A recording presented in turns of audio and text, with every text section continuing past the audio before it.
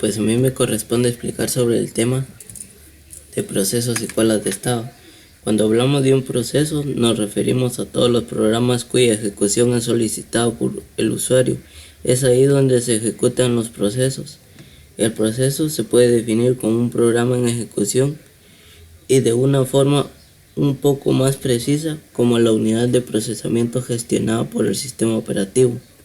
Nosotros en nuestro ordenador poseemos lo que viene siendo un gestor de procesos, el cual es el administrador de tareas, ya que nos muestra en tiempo real cada proceso que se está llevando a cabo en ese mismo instante, tales como la dirección en la que se está ejecutando, tanto como la memoria que está ocupando, ¿verdad?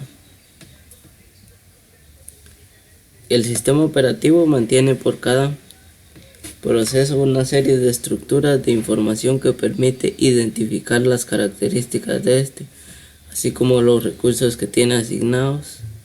En esta última categoría entran los descriptores de los segmentos de memoria asignados, los descriptores de los archivos abiertos, los descriptores de los puertos de comunicaciones. En la siguiente imagen podemos apreciar lo que viene siendo el activador. Activador o dispatcher, del español despachador, es el encargado de ejecutar cada proceso. Y asimismo, en la imagen tenemos la dirección que ocupa cada proceso. El activador, como es el principal, ocupa la dirección de 100. Siguiendo tenemos otros 3 procesos, que es el proceso A, el proceso B y el proceso C, y su determinada dirección que ocupa. El proceso A, dirección de 5000, el proceso B 8000 y el proceso C 12000. También al lado derecho tenemos lo que viene siendo el contador del programa, el cual es el encargado de llevar un conteo del tiempo que tarda un proceso en ejecutarse. Por ejemplo, aquí nos muestra el contador del proceso B, que es de 8000. Como podemos ver aquí, entre el activador y el proceso A tenemos un pequeño espacio, el cual viene siendo el tiempo de ejecución o el tiempo de espera de los dispositivos de entrada y salida. ¿Esto por qué? Porque nosotros, al realizar un proceso, por ejemplo al realizar la instalación de un programa, se nos pide que confirmemos a través del teclado del mouse que necesitamos que se realice determinada operación. Es por eso que aquí nos presenta un espacio para la aceptación de algún tipo de dispositivo de entrada y salida. Entonces podemos decir que un proceso es un programa en ejecución. También que un proceso necesita recursos para poder ejecutarse. Necesita memoria, dispositivos de entrada y salida y la CPU. ¿Para qué memoria? Ya que, como sabemos, cada vez que se ejecuta un proceso necesita un espacio en memoria para poder ejecutarse optimizadamente.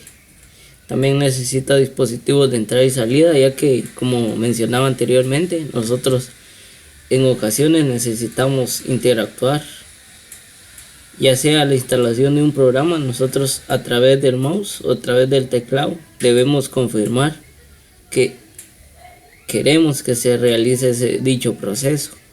Y la CPU pues es por parte del procesador, ya que, como sabemos, el procesador es el encargado de manipular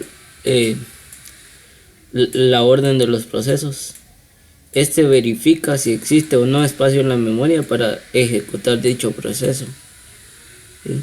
Y en la siguiente imagen tenemos la ejecución de varios procesos.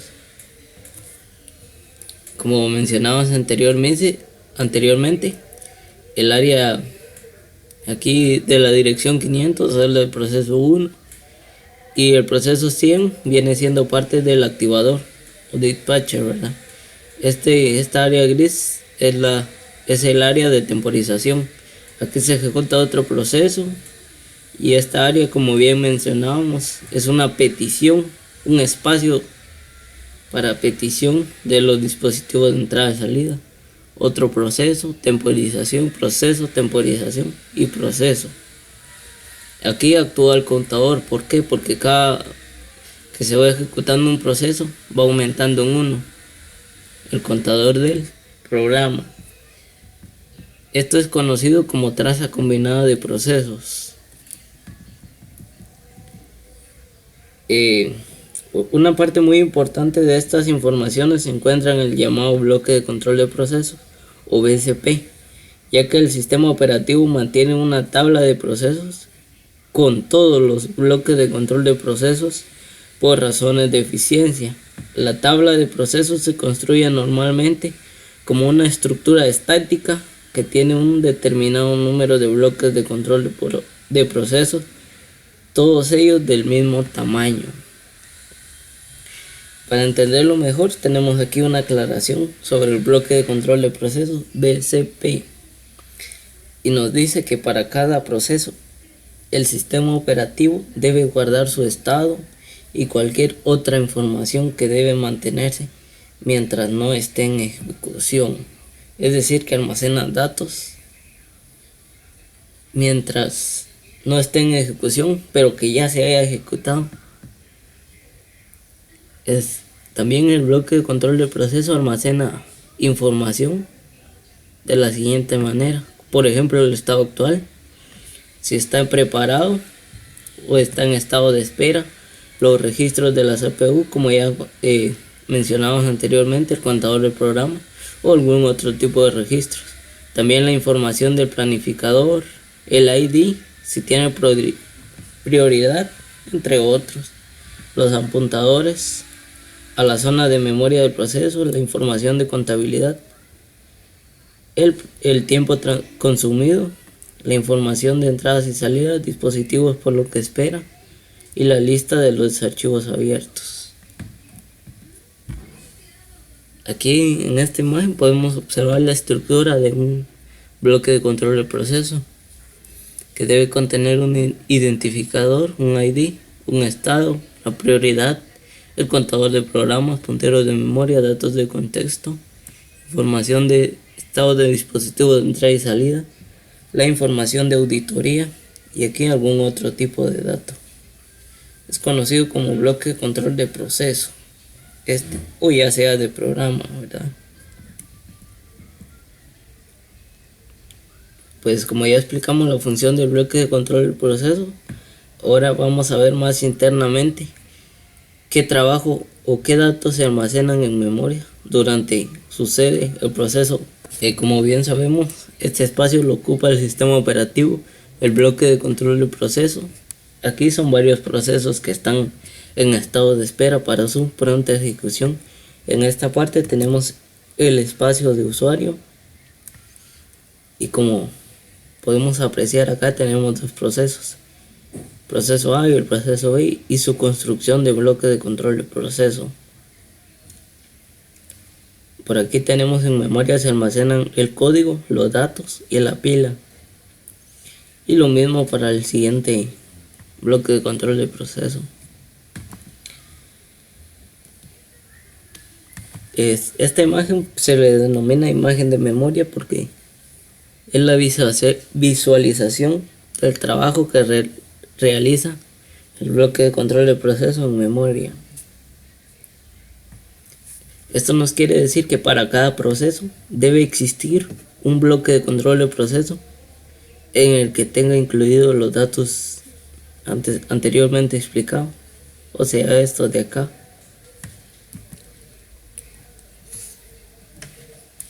Como sabemos, esta es la imagen de un bloque de control de procesos.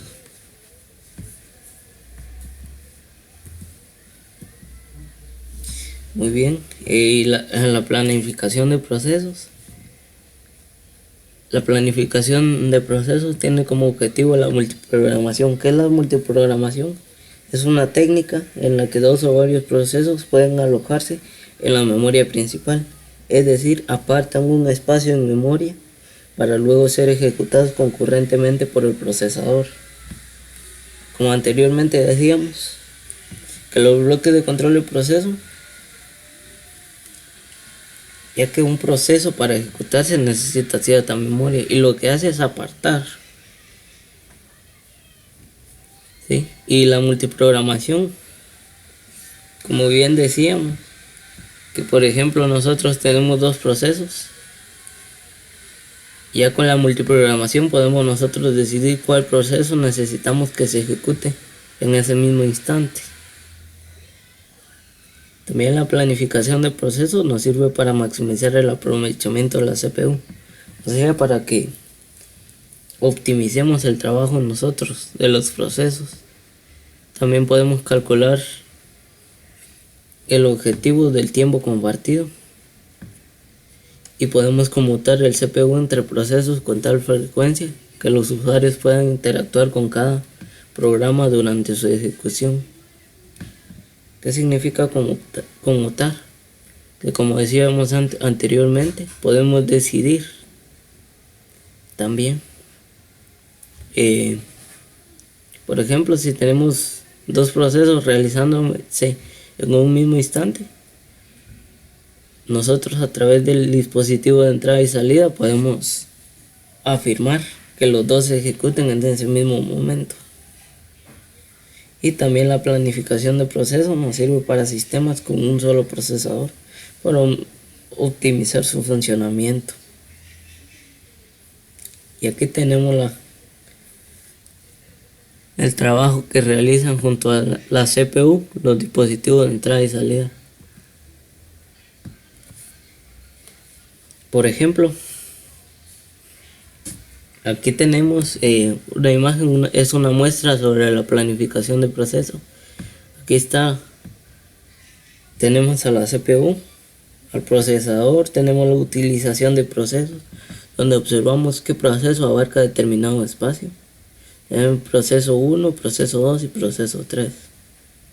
Como bien sabemos, el proceso 1 pasa de estado listo o estado de espera, como lo es el proceso 2 y el proceso 3. Principalmente el proceso 1 ya está listo para la ejecución.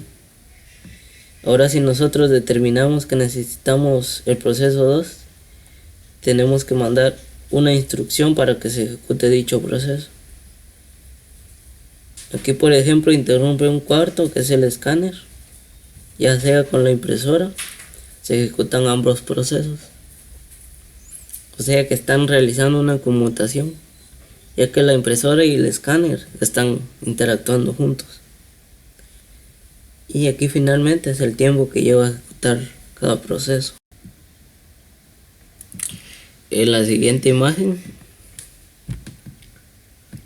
tenemos otra muestra de lo que sería la planificación del proceso.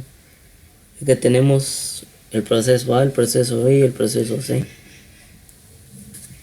Como bien sabemos, se ejecuta primero el proceso A, luego ejecutamos el proceso B, y al estado A pasa a un estado de espera, y luego, si nosotros queremos ejecutar el proceso C, el proceso B y el proceso A pasaría a un estado de espera.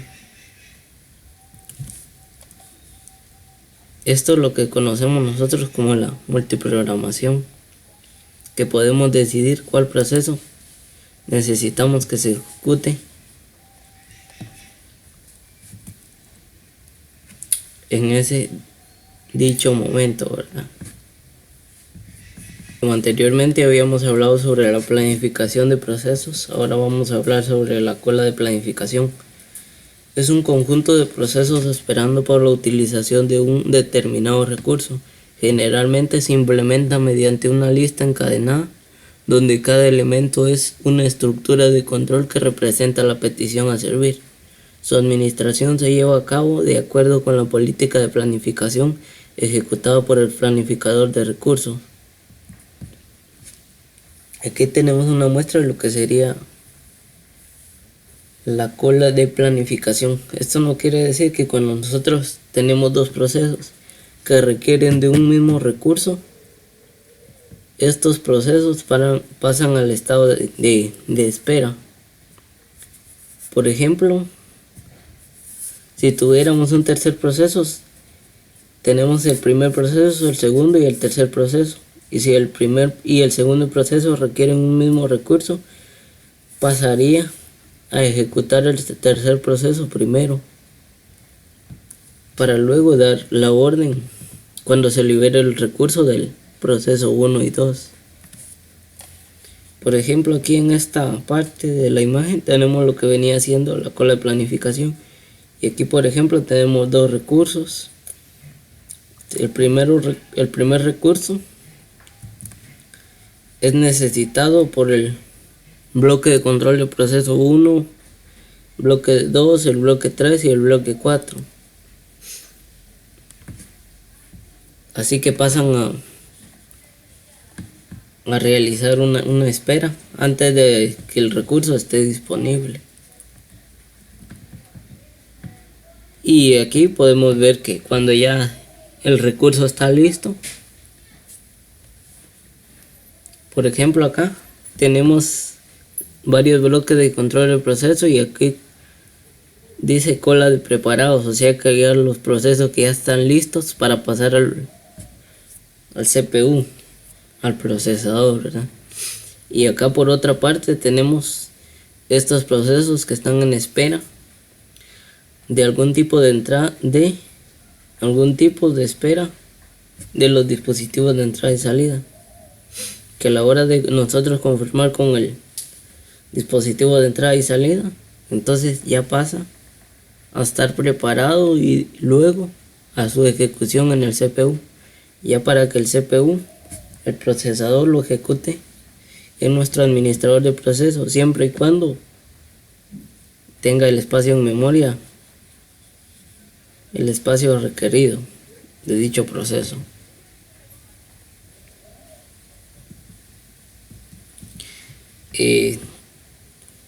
También vamos a hablar sobre los niveles de planificación. En los sistemas por lotes existe un planificador de largo plazo, PLP, o de alto nivel, que suministra procesos a la cola de preparado. El planificador de corto plazo o de bajo nivel es el que asigna y designa a la CPU.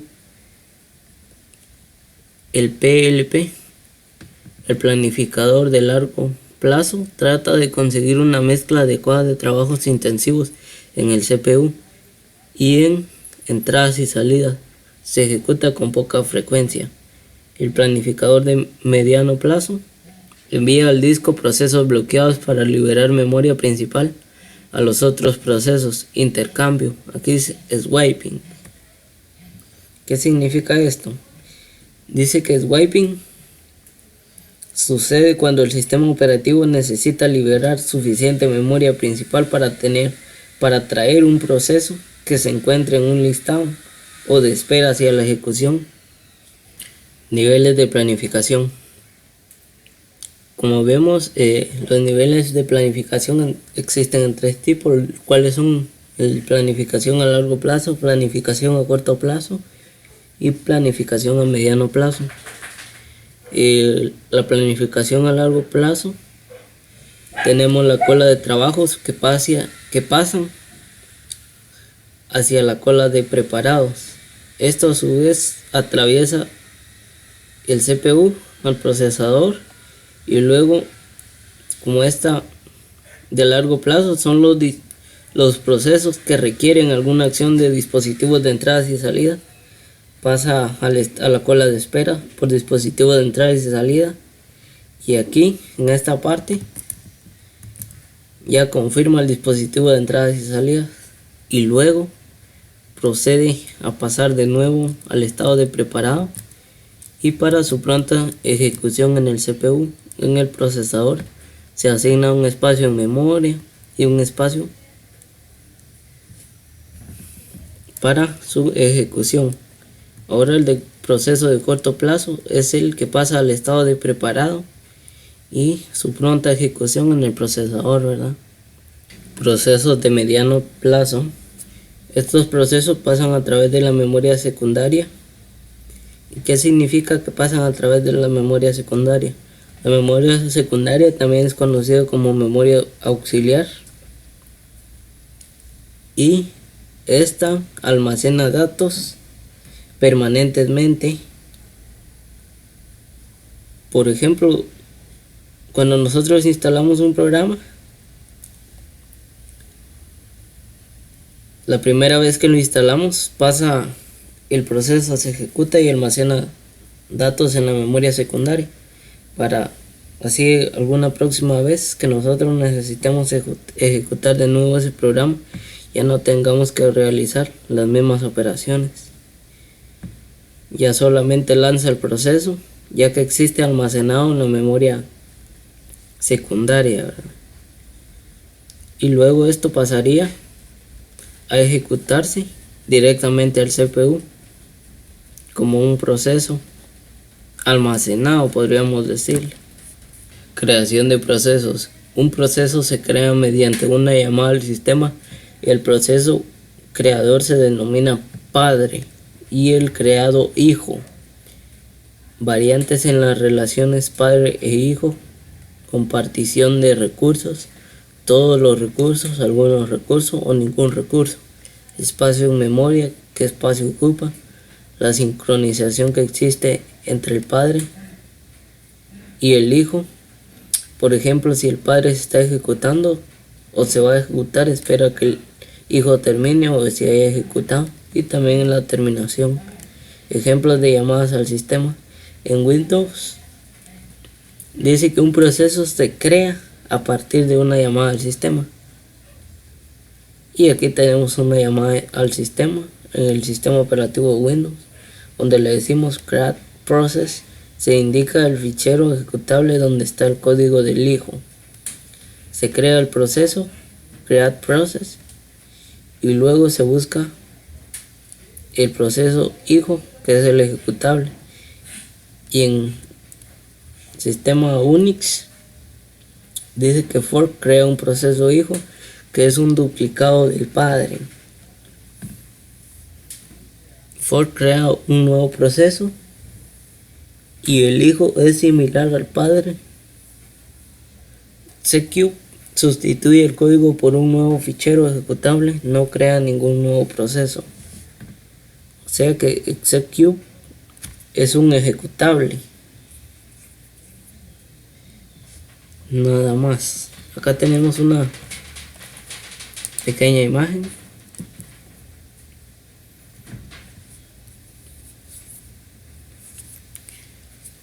Aquí se ejecuta fork. Se crea el proceso padre.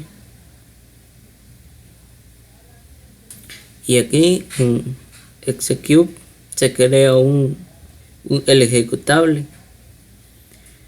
Ya puede pasar al estado de espera o de salida. Estado de un proceso. El principal trabajo del procesador es ejecutar las instrucciones de máquina que se encuentran en memoria principal. Estas instrucciones se encuentran en forma de programas. Para que un programa pueda ser ejecutado, el sistema operativo crea un nuevo proceso o realiza una llamada al sistema y el procesador ejecuta una tras otra las instrucciones que hayamos mandado a llamar o creado, ¿verdad? En un entorno de multiprogramación, el procesador intercalará la ejecución de instrucciones de varios programas que se encuentran en memoria. El sistema operativo es el responsable de determinar el intercalado y asignación de recursos de cada proceso. A medida que un proceso se ejecuta, cambia de estado. De nuevo, recién creado por el sistema operativo. En ejecución está en el CPU ejecutando instrucciones, bloqueado, esperando a que ocurra algún evento. Por ejemplo, una operación de dispositivo de entrada y salida, preparado, esperando a que le asignen un procesador. Terminado, no se ejecutará más instrucciones y el sistema operativo lo retirará de los recursos que consume. Estado de un proceso. El estado inicia con nuevo, pasa por admitido hacia el estado preparado, luego hacia la ejecución. Aquí espera por una interrupción. Si existe una llamada al sistema, luego de la ejecución existe hacia el proceso terminado. Ahora si está en ejecución podemos nosotros bloqueado, ya pasaría a otro estado de espera. Pasa a preparado de nuevo, planifica si cumple con los requisitos para su ejecución, pasa al proceso de ejecución y así sucesivamente terminado. Terminación de procesos. Un proceso termina cuando invoca una llamada al sistema específica, por ejemplo exit, que es para salir o cerrar, finalizar la ejecución del proceso. También se genera una excepción y el sistema operativo decirle abortarlo, decir cancelar. En Unix, cuando un proceso termina, con él muere su descendencia, se realiza un genocidio. Podría existir una llamada al sistema para abortar otro proceso. Relaciones de comunicación entre procesos. Los procesos pueden tener distintas relaciones de comunicación entre sí, independientes, competidores, cooperantes. Los procesos independientes compiten por el uso de recursos escasos. Ejemplo, el CPU y los dispositivos de entradas y salidas. Los procesos cooperantes colaboran entre sí para llevar a cabo un objetivo común. Acá tenemos, como podemos observar, aquí mencionamos que es el exit. Como bien dijimos, la creación del proceso, la creación de un ejecutable, execute, ejecutable, creación de un nuevo proceso, padre, el estado de espera y aquí el estado de terminación del proceso.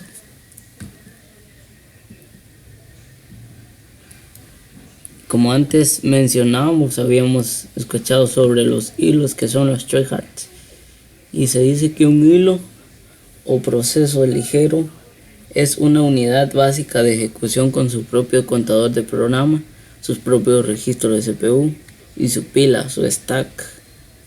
Los hilos dentro de una misma aplicación comparten código y datos, recursos del sistema operativo, ficheros, entradas y salidas, entre otros.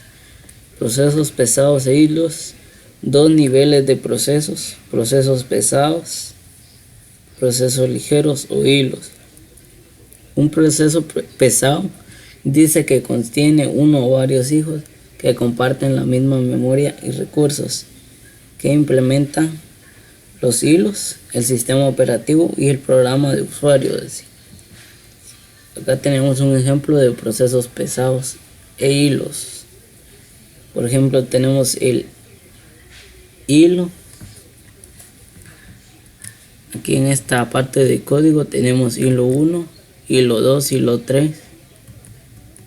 Aquí podemos observar cómo varía cada uno de los hilos y su estado de la pila, ¿verdad? Y los datos, no tenemos almacenado ningún dato. ¿Por qué hilos? El objetivo de los hilos es facilitar la escritura de aplicaciones concurrentes cooperativas, dado que todos los hilos comparten los recursos. Un proceso pesado puede contener decenas de hilos sin mucho coste adicional. Solo los pequeños bloques de control del proceso de sus hilos. La comunicación entre los hilos del proceso es más sencilla, usando la memoria que comparten. El cambio de contexto entre hilos de un mismo proceso pesado es menos costoso. Y finalmente con esto concluimos.